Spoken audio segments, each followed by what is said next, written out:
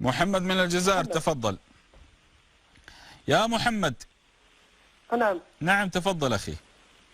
السلام عليكم. وعليك السلام والرحمة. مساء الخير شيخ. يا مرحبا.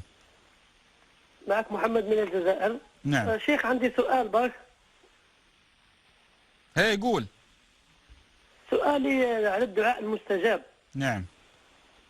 الدعاء المستجاب، حبيت كما نقولوا نشوف الدعاء المستجاب كيفاش يستجاب الله سبحانه عز وجل. كل الأدعية تستجاب بحسب ظنك بالله. الدعاء يقوم على 3 ركائز، احفظ. الدعاء يقوم على 3 ركائز، أولا القلب، ثانيا وقت الدعاء، علمت؟ ثالثا الغاية من الدعاء. حفظتها ولا لا؟ الدعاء هل وقت؟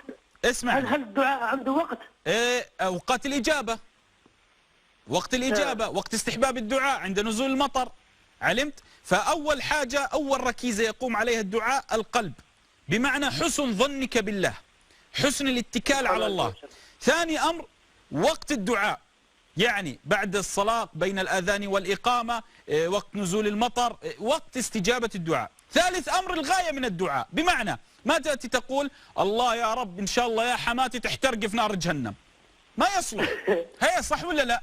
فينظر الله، قال النبي صلى الله عليه وسلم ما لم يدعو بإثم أو قطيعة.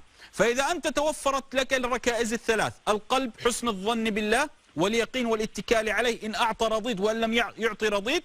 ثاني أمر وقت إجابة الدعاء. ثالث أمر الغاية من الدعاء، فأمرك طيب وعسى الله أن يستجيب لك. علم؟